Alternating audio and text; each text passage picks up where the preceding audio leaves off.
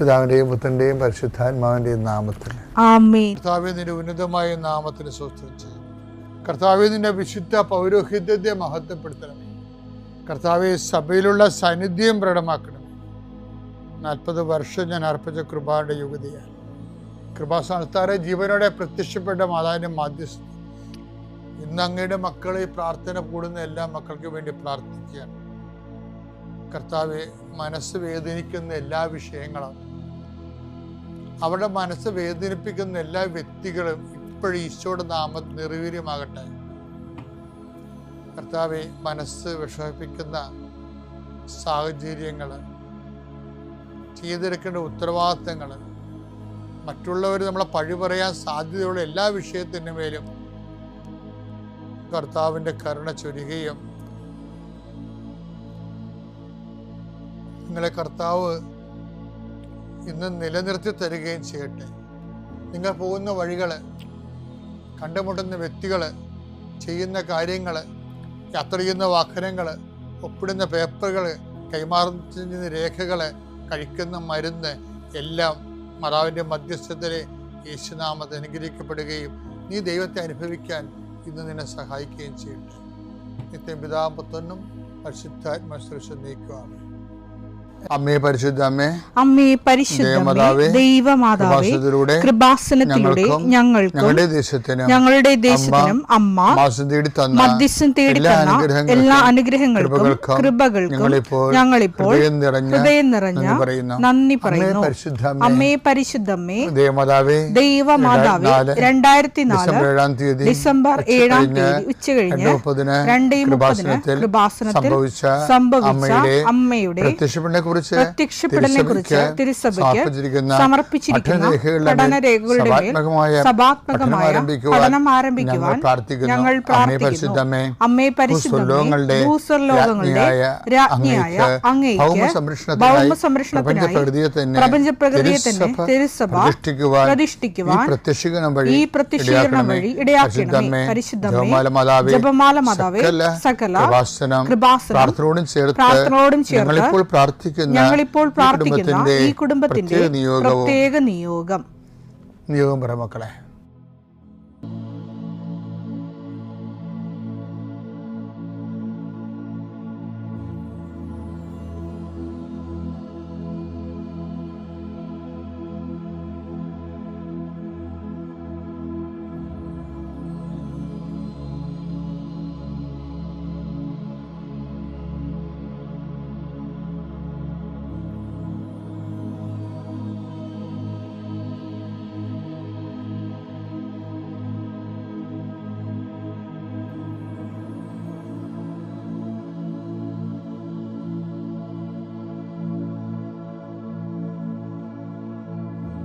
അമ്മയുടെ പ്രത്യക്ഷീകരണത്തിന്റെ ഈ അനുഗ്രഹവേളയിൽ ഞങ്ങൾക്ക് സാധിച്ചു തരുവാൻ കനിയണമേ. ആമേൻ. എന്റെ പ്രിയപ്പെട്ടവരെ, പിന്നെ ഉണ്ടല്ലോ, കർത്താവ് പറഞ്ഞല്ലേ എനിക്കൊരു ജ്ഞാനസ്നാനം സ്വീകരിക്കാനുണ്ടെന്ന്. അത് കേൾക്കുമ്പോൾ എനിക്ക് ഭയങ്കര സന്തോഷമാണ്. എന്താണെന്നറിയാമോ? കർത്താവ് 12:50 ലൂക്ക 12:50 പറയണത്. ഒന്ന് വായിച്ചേ. എനിക്ക് ഒരു സ്നാനം സ്വീകരിക്കാനുണ്ട്, അത് നിവൃത്തിയാകുവോളം ഞാൻ എത്ര ഞെരുങ്ങുന്നു. അപ്പൊ അതായത് ഈശോ തീഷ്ണമായി ആഗ്രഹിക്കണം. അപ്പൊ എന്താ ഈ ജ്ഞാനസ്നാനം എന്ന് പറഞ്ഞാൽ എന്താ ഉദ്ദേശിക്കുന്നത്? കർത്താവ് സ്വീകരിക്കാവുന്ന പീഡാസഹനങ്ങളെയാണ് ഇത് പറയണത്. സ്വീകാര്യ ലേഖനം ഇല്ലേ, റോമ 6:3 എടുത്തേ. യേശുക്രിസ്തുവിനോട് ഐക്യപ്പെടാൻ ജ്ഞാനസ്നാനം സ്വീകരിച്ച നാം എല്ലാവരും അവന്റെ മരണത്തോട് ഐക്യപ്പെടാനാണ് ജ്ഞാനസ്നാനം സ്വീകരിച്ചതെന്ന് നിങ്ങൾക്കറിഞ്ഞുകൂടെ. ഓരോ സഹനവും കർത്താവിൻ്റെ മരണത്തോടുള്ള നമ്മുടെ ഐക്യദാർഢ്യമാണ്. അത് ബൈബിള് മുന്നോട്ട് വെക്കുന്ന വല്ലാത്ത ഒരു ഞെട്ടിപ്പിക്കുന്ന ഒരു സ്വർഗീയ വെളിപാടാണത്. അതായത് ഇപ്പം ജ്ഞാനസ്നാനം തന്നെയാണെങ്കിൽ, ജ്ഞാനസ്നാനം കത്തോലിക്ക സഭയുടെ പഴയ ബേസിക് കാറ്റഗിസത്തിലെ ജ്ഞാനസ്നാനത്തെക്കുറിച്ച് പണ്ടൊക്കെ ഞങ്ങൾ പഠിച്ചത്, കുഞ്ഞായിരുന്ന പഠിച്ചതാണ്. ഇപ്പോഴത് മറന്നുപോയിട്ടൊന്നുമില്ല.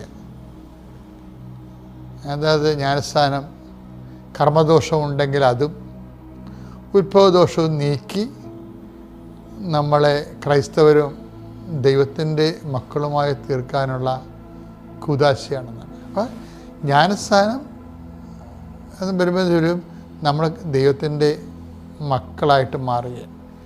പക്ഷേ പൂർണ്ണ തോതിലുള്ള മക്കളാകണമെങ്കിൽ എന്ത് ചെയ്യണമെന്നറിയാമോ?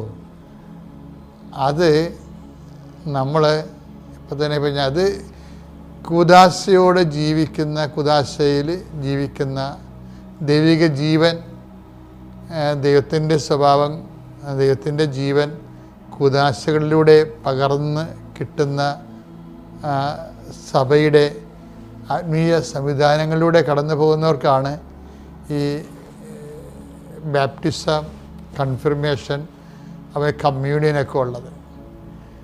പക്ഷേ അല്ലാത്തവർക്ക് എന്താ മാർഗം? ഇപ്പോൾ സഭയുടെ അകത്ത് നിൽക്കാൻ പറ്റണില്ല.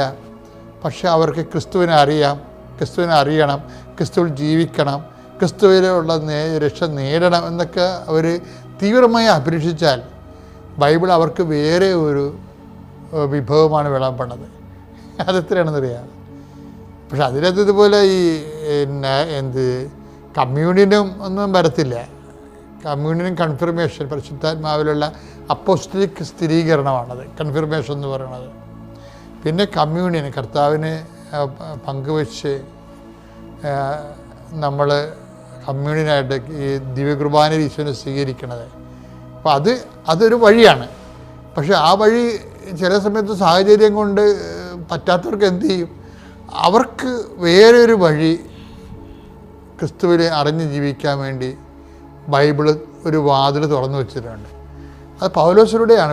പുള്ളിയായിരുന്നു ഇങ്ങനെ വിജാതിയുടെ അപ്പോസ്റ്റൽ എന്നാണ് പുള്ളി അറിയപ്പെടുന്നത്. നമുക്ക് വിജാതി എന്നൊക്കെ വിളിക്കാൻ പറ്റുമോ അറിയത്തില്ല.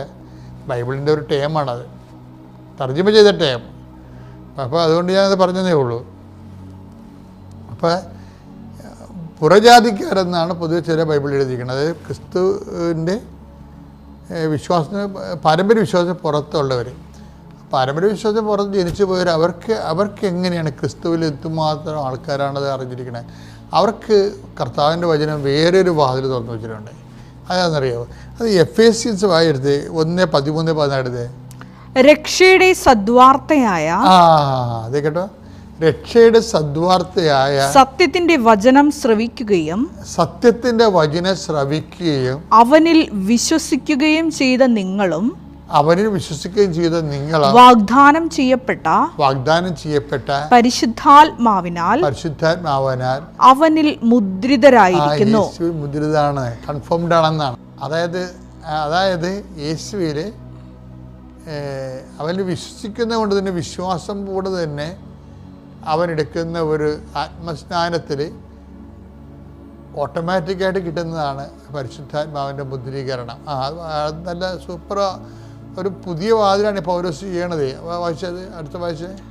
എഫേസ്യസ് 1:14 അവിടുത്തെ മഹത്വം പ്രകീർത്തിക്കുന്നതിനുള്ള അവകാശം നാം വീണ്ടെടുത്ത് സ്വന്തമാക്കുന്നതുവരെ. അവിടുത്തെ മഹത്വം പ്രകീർത്തിക്കുന്ന അവകാശം നാം വീണ്ടെടുത്ത് സ്വന്തമാക്കുന്നവരെ. ആ അവകാശത്തിന്റെ അച്ചാരമാണ് ഈ പരിശുദ്ധാത്മാവ്. നമ്മൾ സ്വാഭാവികമായ സഭാത്മകമായ സാക്ഷ്യ ജീവിതത്തിൻ്റെ പുറത്തും നിത്യരക്ഷയ്ക്ക് അഡ്വാൻസ് കൊടുത്ത് നമുക്ക് ദൈവമഹത്വത്തിൻ്റെ പൂർണ്ണതയിലേക്ക് ആഗ്രഹിച്ച് എത്തിച്ചേരാൻ നമ്മൾ ആഗ്രഹിക്കണം, മനസ്സുകൊണ്ട് ആഗ്രഹിക്കണം ക്രിസ്തുവിൻ്റെ ദൈവിക ജീവൻ്റെ പൂർണ്ണതയിൽ എത്തിച്ചേരാൻ.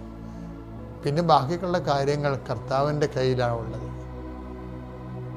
നിൻ്റെ സത്യസന്ധമായിട്ടാണ് ദൈവത്തിൻ്റെ മഹത്വത്തിന് നമ്മൾ സാക്ഷ്യം എന്ന് പറയുമ്പോൾ എന്താണെന്നറിയാമോ? മഹത്വത്തിൻ്റെ സാക്ഷികൾ എന്ന് വെച്ച് കഴിഞ്ഞാൽ നമുക്ക് സഹനമായിരിക്കും കിട്ടുന്നത്.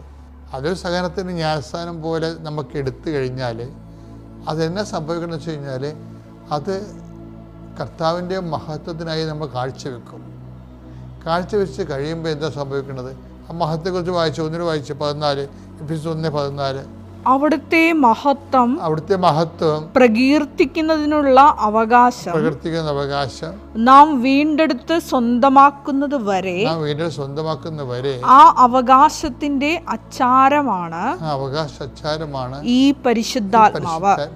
പക്ഷെ പറഞ്ഞ ഇതാണ്, ഏതെങ്കിലും തരത്തിലൊരു സഹനം വന്നാല് ക്രിസ്തുവിൻ്റെ മരണത്തോട് ഐക്യപ്പെടുത്തി നമ്മുടെ സഹനത്തെ മാറ്റണം. അപ്പം നമ്മൾ അങ്ങനെ മാറ്റിയാൽ നമ്മൾ പരാതിപ്പെടത്തില്ല. നമ്മൾ ഉപയോഗിച്ചവർ ക്ഷമിക്കും. നമ്മൾ ക്രിസ്തീയ ക്ഷമയെന്നൊക്കെ പറഞ്ഞാൽ എന്താണെന്നറിയാമോ? അത് ജ്ഞാനസ്ഥാനത്തിന് നമ്മളെ സഹായിക്കുന്നതാണ്. സഹനം തരുന്ന ആൾക്കാരെ, അതിലൂടെയാണ് നമുക്ക് നിത്യരക്ഷ നേടിയെടുക്കാൻ കഴിയണത്. അതിമനോഹരമാണ്. അപ്പോൾ ഒന്നിനും വിഷമിക്കരുത്. ആരെങ്കിലും എന്തെങ്കിലും പറഞ്ഞു വിചാരിച്ചിട്ട് ക്രിസ്തുവിനെ പ്രതി ഏറ്റെടുത്തിട്ട് പരമാവധി, ആദ്യമൊക്കെ കുറച്ച് പാടായിരിക്കും, പതുക്കെ ഞങ്ങളും ഇപ്പോൾ പൗലോസ് പറഞ്ഞില്ലേ, ഞങ്ങൾ പോലും വിജയിച്ചവരായി കാണപ്പെടണമെന്നില്ല, എന്ന് നിങ്ങൾ വിജയിക്കണമെന്നാണ് ഞങ്ങളുടെ ആഗ്രഹം എന്നൊക്കെ പൗലോസ് പറയുന്നില്ലേ. അപ്പം അതൊരു പ്രോസസ്സാണ്.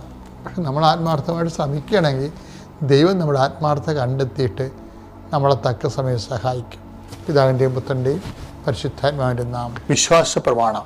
സർവശക്തനായ പിതാവും ആകാശത്തിൻ്റെയും ഭൂമിയുടെയും സൃഷ്ടാവുമായ ദൈവത്തിൽ ഞാൻ വിശ്വസിക്കുന്നു. അവിടുത്തെ ഏകപുത്രനും ഞങ്ങളുടെ കർത്താവുമായ ഈശോമിശിഹായിലും ഞാൻ വിശ്വസിക്കുന്നു. ഈ പുത്രൻ പരിശുദ്ധാത്മാവിനാൽ ഗർഭസ്ഥനായി കന്യകാമറിയത്തിൽ നിന്ന് പിറന്ന് പൊന്തിയോസ് പീലാത്തോസിന്റെ കാലത്ത് പീഡകൾ സഹിച്ച് കുരിശിൽ തറയ്ക്കപ്പെട്ട് മരിച്ച് അടക്കപ്പെട്ട് പാതാളങ്ങളിൽ ഇറങ്ങി മരിച്ചവരുടെ ഇടയിൽ നിന്ന് മൂന്നാം നാൾ ഉയർത്ത് സ്വർഗത്തിലേക്ക് എഴുന്നള്ളി സർവശക്തിയുള്ള പിതാവായ ദൈവത്തിന്റെ വലതുഭാഗത്തിരിക്കുന്നു. അവിടെ നിന്ന് ജീവിക്കുന്നവരെയും മരിച്ചവരെയും വിധിക്കുവാൻ വരുമെന്നും ഞാൻ വിശ്വസിക്കുന്നു. പരിശുദ്ധാത്മാവിലും ഞാൻ വിശ്വസിക്കുന്നു. വിശുദ്ധ കത്തോലിക്കാ സഭയിലും പുണ്യവാന്മാരുടെ ഐക്യത്തിലും പാപങ്ങളുടെ മോചനത്തിലും ശരീരത്തിന്റെ ഉയർപ്പിലും നിത്യമായ ജീവിതത്തിലും ഞാൻ വിശ്വസിക്കുന്നു. ആമേൻ. സുഖസ്ഥനായ ഞങ്ങളുടെ പിതാവേ, അങ്ങയുടെ നാമം പൂജിതമാകണമേ. അങ്ങയുടെ രാജ്യം വരണമേ. അങ്ങയുടെ തിരുമനസ് സ്വർഗത്തിലെ പോലെ ഭൂമിയിലും ആകണമേ. അന്നു വേണ്ടുന്ന ആഹാരം ഇന്ന് ഞങ്ങൾക്ക് തരണമേ. ഞങ്ങളോട് തെറ്റ് ചെയ്യുന്നവരോട് ഞങ്ങൾ ക്ഷമിക്കുന്നത് പോലെ ഞങ്ങളുടെ തെറ്റുകൾ ഞങ്ങളോടും ക്ഷമിക്കണമേ. ഞങ്ങളെ പ്രലോഭനത്തിൽ ഉൾപ്പെടുത്തരുതേ, തിന്മയിൽ ഞങ്ങൾ രക്ഷിക്കണമേ. ആമേൻ. നന്മ നിറഞ്ഞ മറിയമേ, സ്വസ്തി. കർത്താവ് അങ്ങയുടെ കൂടെ സ്ത്രീകളിൽ അങ്ങ് അനുഗ്രഹിക്കപ്പെട്ടവളാകുന്നു. അങ്ങയുടെ ഉദരത്തിൻ ഫലമായി ഈശോ അനുഗ്രഹിക്കപ്പെട്ടവനാകുന്നു. പരിശുദ്ധ മറിയമേ, തമ്പുരാന്റെ അമ്മേ, പാപികളായ ഞങ്ങൾക്ക് വേണ്ടി ഇപ്പോഴും ഞങ്ങളുടെ മരണസമയത്തും തമ്പുരാനോട് അപേക്ഷിക്കണമേ. ആമേൻ. ഞാൻ എവിടെ പുറത്ത് പോകുമ്പോഴും ഞാൻ അതും ഇങ്ങനെ തൊട്ട് ദൈവമേ സുരക്ഷിതമായിട്ട് തിരിച്ചെത്താൻ പറ്റണേ, കുഴപ്പങ്ങളൊന്നും ഉണ്ടാവില്ല എന്നിങ്ങനെ പ്രാർത്ഥിച്ചിട്ടാണ് പോണേ. അന്ന് തുടങ്ങിയതാണ്. ഞാനിപ്പോൾ എന്ത് കാര്യം ചെയ്യാൻ പോകുമ്പോഴും വേണമെന്നുണ്ടെങ്കിൽ ഇപ്പം എൻ്റെ വീട്ടിൽ മുകളിലോട്ട് പോകാനാണെന്നുണ്ടെങ്കിൽ പോലും ഞാൻ ചിലപ്പോൾ അതുമ്മ തൊട്ടിട്ട് അതെനിക്കൊരു ശീലമായി മാറി. അപ്പോൾ അതിനുശേഷം എനിക്ക് ഭയങ്കര മാറ്റങ്ങൾ വന്നു. ഇപ്പം ഞാൻ എന്ത് ടെൻഷനോ കാര്യങ്ങളോ എന്തെങ്കിലുമൊക്കെ വരുമ്പോഴേക്കും ഞാൻ അപ്പോഴേക്കും ഇങ്ങനെ പ്രാർത്ഥിക്കും, മാതാവേ ഞാൻ ഭയക്കണ പോലെ ഒന്നും സംഭവിക്കല്ലേ.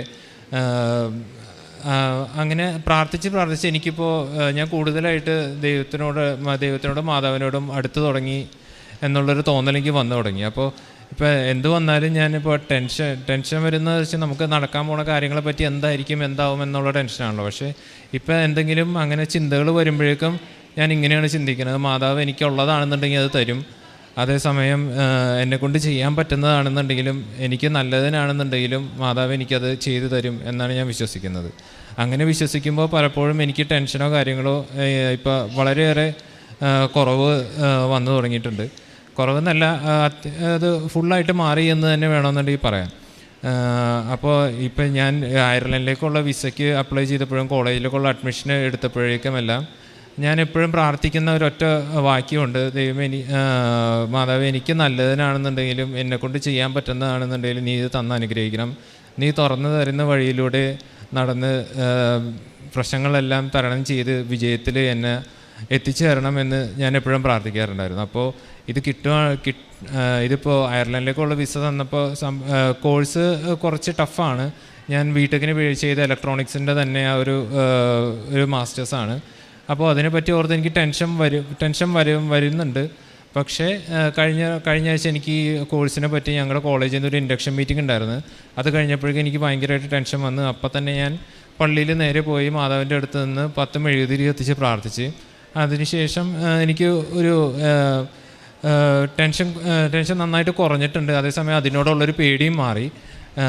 അപ്പോൾ ഇനി ഇപ്പോൾ എന്തു വന്നാലും ഞാൻ ഇതിലൂടെ കടന്നുപോയി എന്തായാലും വിജയത്തിലെത്തും എന്നാണ് ഞാൻ പ്രതീക്ഷിക്കുന്നത്. കാരണം മാതാവ് എന്നെ കൈവിടില്ല എന്നുള്ളൊരു ധൈര്യം എനിക്കിപ്പോൾ ഉണ്ട്. അതാണ് എനിക്ക് ആത്മീയമായിട്ട് ഇവിടെ വന്നതിന് ശേഷമുണ്ടായ മാറ്റങ്ങൾ, അനുഗ്രഹങ്ങളും. പേര് നീതു. ഞാൻ എറണാകുളം അങ്കമാലി അതിരൂപതയിലെ എണ്ണേടിപുരം ഇടവകയിലെ അംഗമാണ്. ഞാൻ ആദ്യമായിട്ട് ഉടമ്പടി എടുക്കുന്നത് 2023 ജനുവരി 7-ാം തീയതിയാണ്. ഞാൻ ചെറുപ്പം തൊട്ട്, കൃത്യമായി പറഞ്ഞാൽ ഒരു 6-ാം ക്ലാസ് തുടങ്ങിയൊക്കെ എല്ലാ ദിവസവും പള്ളിയിൽ പോവുകയും ഈശോയും മാതാവൊക്കെ ആയിട്ട് നല്ലൊരു ബന്ധത്തിലാണെന്ന് വിശ്വസിക്കുകയും ഒക്കെ ചെയ്തിരുന്ന ആളാണ്. പക്ഷേ കൃപാസനമെന്നോ കൃപാസനം പത്രമെന്നോ കൃപാസനത്തിലെ സാക്ഷ്യങ്ങളോ ഒക്കെ എനിക്ക് പലപ്പോഴും കിട്ടിയിട്ടുണ്ടെങ്കിലും അല്ലെങ്കിൽ കൂട്ടുകാരൊക്കെ അയച്ചു വന്നിട്ടുണ്ടെങ്കിലും ഒരിക്കൽ പോലും ഞാനൊരു സാക്ഷ്യം പോലും കേൾക്കുകയോ പത്രം തുറന്ന് വായിക്കുകയോ ഒന്നും ചെയ്തിട്ടില്ല. എൻ്റെ മനസ്സിലുണ്ടായിരുന്നൊരു ധാരണയെന്ന് പറയുന്നത് കൃപാസനമെന്ന് പറയുന്നത് അത്ഭുതങ്ങൾ നടക്കുമ്പോൾ ആൾക്കാർ ഓടിപ്പോയി അല്ലെങ്കിൽ കാര്യം കാണാൻ വേണ്ടിയിട്ട് ഓടിച്ചെല്ലുന്ന ഒരു സ്ഥലമായിട്ടായിരുന്നു എൻ്റെ ഒരു തെറ്റിദ്ധാരണ. അതിനെക്കുറിച്ച് കൂടുതൽ പഠിക്കാനോ അറിയാനോ ഒന്നും ഞാൻ ആ കാലഘട്ടത്തിൽ ശ്രമിച്ചിട്ടുണ്ടായിരുന്നില്ല. ഞാൻ ഉടമ്പടി എടുക്കാനുള്ള സാഹചര്യം എന്ന് പറയുന്നത് 2022 എൻ്റെ ഹസ്ബൻഡും ട്രെയിനിങ് ഫീൽഡിൽ വർക്ക് ചെയ്യുന്ന ഒരാളാണ്. ഞങ്ങൾ രണ്ടുപേരും ഒരുമിച്ച് ഒരു ഫേം നടത്തുകയാണ് എടപ്പള്ളിയിൽ. അപ്പം അദ്ദേഹത്തിന് UK പോകാനായിട്ടൊരു പ്രോജക്റ്റ് കിട്ടുകയും ആൾ പോകാൻ റെഡിയാവുകയും ആ സമയത്ത് പല്ലിൻ്റെ ഒരു ട്രീറ്റ്മെൻറ്റിന് വേണ്ടിയിട്ട് ഹോസ്പിറ്റലിൽ ചെല്ലുന്ന സമയത്ത് ഈ അണ്ണാക്കിലായിട്ട് ചെറിയൊരു തടിപ്പ് കാണുകയും ഡോക്ടർ അത് കുത്തിയെടുക്കാൻ ശ്രമിച്ചു. അപ്പം അത് പറ്റുന്നില്ല. അപ്പോൾ ഡോക്ടർ പറഞ്ഞു ഒരു സീറ്റ് എടുത്തപ്പോൾ MRI എടുക്കാൻ പറഞ്ഞു. MRI എടുത്തപ്പോൾ അത് ബയോപ്സിക്ക് അയക്കാൻ പറഞ്ഞു. അങ്ങനെ ബയോപ്സിക്ക് അയച്ചപ്പോഴാണ് വർഷങ്ങളായിട്ട് നമ്മുടെ ഈ അണ്ണാക്കിലായിട്ടുണ്ടായിരുന്ന ഒരു ചെറിയ തടുപ്പ് അത് ക്യാൻസറായിട്ട് ഡെവലപ്പ് ചെയ്തിരുന്നു എന്ന് അറിയുന്നത്. അപ്പോൾ ബയോപ്സിയുടെ റിസൾട്ട് വന്നപ്പം അതൊരു ക്യാൻസറാണെന്ന് ഡോക്ടർ ഡയഗ്നോസ് ചെയ്തു. ആ സമയത്ത് അത് ഞങ്ങളെ സംബന്ധിച്ചിടത്തോളം അതൊട്ട് പ്രതീക്ഷിക്കാത്ത ഒരു വാർത്തയായിരുന്നു. എങ്കിൽ പോലും ഇപ്പോഴും എനിക്കറിയില്ല ഞാൻ എങ്ങനെയാണ് ആ ഒരു അത്രയും വലിയൊരു വാർത്തയിൽ വളരെ പോസിറ്റീവ് ഇൻ ദ സെൻസ് ഒരു വിശ്വാസത്തോടെ തന്നെ അതിനെ ഏറ്റെടുത്തു എന്നുള്ളതാണ് സത്യം. അതായത് ദൈവം അങ്ങനെയൊന്നും വരത്തില്ല അല്ലെങ്കിൽ അങ്ങനെ ക്യാൻസർ ആവില്ല എന്നുള്ളൊരു വിശ്വാസം എങ്ങനെയോ എൻ്റെ മനസ്സിൽ രൂപപ്പെട്ടു. അതുകൊണ്ട് തന്നെ അതിനെക്കുറിച്ച് കരയോ വിഷമിക്കുകയോ ഒന്നും ചെയ്തില്ല. നമ്മൾ ഏറ്റവും അടുത്ത് തന്നെ RCCയിൽ നമ്മുടെ ഒരു സുഹൃത്തുള്ളത് കൊണ്ട് തന്നെ ഡോക്ടർ പെട്ടെന്ന് ഡേറ്റ് എടുത്തു തന്നു. RCCയിൽ നമുക്ക് സർജറിക്ക് ഡേറ്റ് കിട്ടി. അങ്ങനെ പോകാൻ തീരുമാനിച്ചു. അപ്പം ഞാൻ ഹസ്ബൻഡും കൂടെ ചെല്ലുമ്പോൾ ഡോക്ടർ പറയുന്നുണ്ട് ഫസ്റ്റ് നമ്മൾ സർജറി ചെയ്യും, അത് ഹീലായി കഴിയുമ്പം നമ്മൾ റേഡിയേഷൻ ചെയ്യും, 30 റേഡിയേഷൻ ചെയ്യണം. കാരണം ഇത് അണ്ണാക്കിലായതുകൊണ്ട് തന്നെ അത് ഹീലാവാൻ സമയമെടുക്കും എന്നൊക്കെ പറഞ്ഞ് നമ്മളെ കുറച്ച് കംഫർട്ട് ചെയ്യാൻ ശ്രമിക്കുന്നുണ്ട്. അതങ്ങനെ പോയി. ആ സമയത്ത് ഞങ്ങൾ പ്രാർത്ഥിച്ചൊരുങ്ങി. ഞങ്ങൾ എറണാകുളത്തായതുകൊണ്ട് തന്നെ എപ്പോഴും പോകാറുള്ളത് വല്ലാർപാടം പള്ളിയിലും കല്ലൂർ പള്ളിയിലൊക്കെയാണ്. പോയി കുമ്പസാരിച്ചു, സ്പിരിച്വൽ ഡയറക്ടറിൻ്റെ ഒക്കെ ഒപ്പം ഇരുന്ന് പ്രാർത്ഥിച്ച് അങ്ങനെ വന്നു. ആ സമയത്താണ് എൻ്റെ മനസ്സിൽ പോകുന്നതിന് മുമ്പ് കൃപാസനത്തിൽ പോയിട്ടൊന്ന് പ്രാർത്ഥിച്ചിട്ട് പോകണമെന്ന് ഞാൻ പറഞ്ഞു. അപ്പോൾ ഹസ്ബൻഡിനോട് പറഞ്ഞു നിനക്ക് പോകണം എന്നുണ്ടെങ്കിൽ നമുക്ക് പോകാമെന്ന് പറഞ്ഞ് ഞങ്ങൾ RCCയിലേക്ക് പോകുന്ന വഴി രാത്രിയിലാണ് ഇവിടെ വന്ന് കയറി വെറുതെ കുറച്ച് നേരം നിന്ന് പ്രാർത്ഥിച്ചിട്ട് പോവുകയാണ്. ഇവിടുന്ന് പ്രാർത്ഥിച്ചിട്ട് ഇറങ്ങിക്കഴിഞ്ഞ് അങ്ങോട്ടുള്ളൊരു യാത്രയെന്ന് പറയുന്നത് ശരിക്കും പറഞ്ഞാൽ 2022 കാലഘട്ടത്തിലെ ഏറ്റവും ബ്ലെസ്ഡ് ആയിട്ടുള്ളൊരു ടൈമായിരുന്നു RCCയിലെ ഒരു സമയം എന്ന് പറയുന്നത്. അത് ഹീലിംഗ് കിട്ടും എന്നുള്ളൊരു പ്രതീക്ഷയിലൊന്നുമല്ല. നമ്മൾ അങ്ങോട്ട് ചെല്ലുമ്പോൾ തൊട്ട് എല്ലാ കാര്യങ്ങളിലും നമ്മളെ സഹായിക്കാനും സ്നേഹിക്കാനും എല്ലാ കാര്യങ്ങളിലും ഏറ്റവും ഭയങ്കര ബ്യൂട്ടിഫുള്ളായിട്ട് ഇങ്ങനെ നടന്നു പോകുന്ന ഒരു അനുഭവമാണ് എനിക്കുണ്ടായിരുന്നത്. അപ്പോൾ നമ്മൾ പ്രാർത്ഥിച്ചുകൊണ്ടിരുന്നു, ഇങ്ങനെ നല്ലൊരു വാർത്ത കേൾക്കും എന്നുള്ള പ്രതീക്ഷയിലിരുന്നു. സർജറി നടന്ന് സർജറിയുടെ ഇടയ്ക്ക് തന്നെ ഡോക്ടർ വന്ന് വേറൊരു ഫ്രണ്ട് ഡോക്ടർ സർജറി കാണാൻ വേണ്ടി കയറി. ആൾ വന്ന് പറഞ്ഞു ഇത് ക്യാൻസർ അല്ല, ഇത് നോർമൽ ട്യൂമറാണെന്ന് പറഞ്ഞു. അപ്പോഴും നമ്മളിങ്ങനെ സ്തുതിച്ച് പ്രാർത്ഥിച്ചുകൊണ്ടിരുന്നു.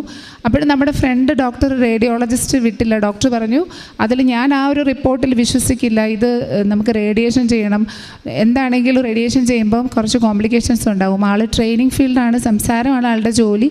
പക്ഷേ ഡോക്ടർ പറഞ്ഞു നമുക്ക് സംസാരത്തിന് ബുദ്ധിമുട്ട് വരും, അതുപോലെ തന്നെ ഗ്രാഫ്റ്റ് ചെയ്യാൻ പോകുന്നത് മിക്കവാറും മുഖത്തുനിന്ന് എടുത്തിട്ടായിരിക്കും ഈ അണ്ണാക്കിൽ തൊലി പിടിപ്പിക്കുക. അപ്പം എന്താണെങ്കിലും അതിൻ്റെതായ ബുദ്ധിമുട്ടുകളുണ്ടാവും, അതൊക്കെ നമ്മൾ തയ്യാറെടുത്തോണം, മാനസികമായി റെഡി ആയിക്കോണം എന്നൊക്കെ പറഞ്ഞ് നമ്മളിങ്ങനെ കൗൺസിൽ ചെയ്തുകൊണ്ടിരുന്നു.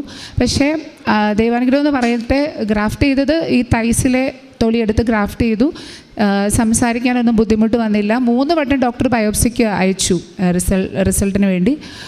ആ സമയത്ത് റിസൾട്ട് വന്നത് നോർമൽ ട്യൂമർ എന്നാണ്. അപ്പോൾ അതോടുകൂടി ആ ഒരു ട്രീറ്റ്മെൻറ്റ് പ്രോസസ്സ് അവിടെ തീർന്നു. പക്ഷേ ഞാനപ്പം നേർന്നിരുന്നത് ഇവിടെ വന്ന് ഉടമ്പടി എടുക്കാം, റേഡിയേഷൻ ഒഴിവാക്കി ക്യാൻസർ പേഷ്യൻ്റ് അല്ല എന്ന് വന്നാൽ ഉടമ്പടി എടുക്കാമെന്നുള്ളൊരു നേർച്ചയുടെ ഫലമായിട്ട് 2023 ജനുവരി 7-ാം തീയതി വന്ന് ഞാനിവിടെ വന്ന് ഉടമ്പടി എടുത്തു. 10 ദിവസത്തിന് ശേഷം ആൾ UK പോവുകയും ചെയ്തു. ഞാനും കുട്ടികളും നാട്ടിൽ തന്നെ നിൽക്കാൻ തീരുമാനിച്ച് അങ്ങനെ ജീവിക്കുകയായിരുന്നു. ആ സമയത്ത് ഉടമ്പടിയിൽ ഞാൻ വെച്ചിരുന്ന ഒരു നിയോഗമായിരുന്നു. 9 വർഷമായിട്ട് എനിക്ക് ഡ്രൈവിംഗ് ലൈസൻസ് ഉണ്ട്, എനിക്ക് വണ്ടി ഓടിക്കണമെന്ന് ആഗ്രഹമുണ്ട്. പക്ഷേ എനിക്ക് ഭയങ്കര വണ്ടി ഓടിക്കാൻ പേടിയാണ്.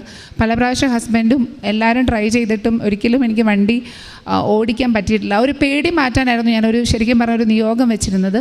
ഇവിടെ നിന്ന് ചെന്ന് ഉടമ്പടി കാശ് രൂപമൊക്കെ ഇട്ട് ഞാൻ ആ ഉടമ്പടി നമ്മുടെ ഉപ്പൊക്കെ എടുത്ത് ഒരു പ്ലാസ്റ്റിക് കവറിനകത്താക്കി വണ്ടിയിൽ വെച്ച് എങ്ങനെയാണെന്ന് എനിക്കറിയത്തില്ല. അന്ന് തൊട്ടെങ്കിൽ ഞാൻ വണ്ടി ഓടിച്ചു തുടങ്ങി. കാരണം ഞാനും പിള്ളേരും തന്നെയായിരുന്ന സാഹചര്യത്തിൽ വണ്ടി ഓടിക്കുക എന്നുള്ളതൊരു ആവശ്യമായിരുന്നു. അത് ഉറപ്പായിട്ടും 9 വർഷമായിട്ട് നടക്കാതിരുന്ന കാര്യം നടന്നത് എനിക്കറിയാം. പരിശുദ്ധാത്മാവിൽ നിറഞ്ഞ ഈ ഒരു ഉടമ്പടിയിലേക്ക് വന്നതിന് ശേഷമാണെന്നാണ് എൻ്റെ വിശ്വാസം. ചെറുതും വലുതുമായിട്ട് ഒരുപാട് അനുഭവങ്ങൾ ജീവിതത്തിൽ കിട്ടിയിട്ടുണ്ട്. ഏറ്റവും പ്രധാനപ്പെട്ടതെന്ന് പറഞ്ഞ് എൻ്റെ കൊച്ച് 5 വയസ്സുള്ള കുട്ടി, അവൻ ഒരു ദിവസം രാത്രിയിൽ പനി കൂടിയതാണോ എന്താണെന്നറിയില്ല, ഒരു ഫിക്സ് ആണോ അബോധാവസ്ഥയിലേക്ക് പോവുകയാണോ എന്നൊന്നും പറയാൻ പറ്റാത്തൊരു സാഹചര്യം. അവൻ അൺകോൺഷ്യസ് ആയി തുടങ്ങി. വെറുതെ ഞാൻ ഇങ്ങനെ അടുത്തിരുന്ന് നോക്കിയപ്പോഴാണ് അവൻ്റെ കൈയും കാലും ഒക്കെ ഇങ്ങനെ കോച്ചി പിടിക്കുന്നു, കണ്ണടഞ്ഞു പോകുന്നു. ആ സമയത്ത് എന്താ ചെയ്യേണ്ടതെന്നറിയില്ല. സമയം ഒരു 12 മണി ആ ഒരു സമയമായി. പെട്ടെന്ന് എനിക്ക് തോന്നി നമ്മുടെ ഉടമ്പടി തൈലമെടുത്ത് നെറ്റിയിൽ കുരിശ് വരച്ച് മേത്തെല്ലാം കുരിശ് വരച്ച് വേഗം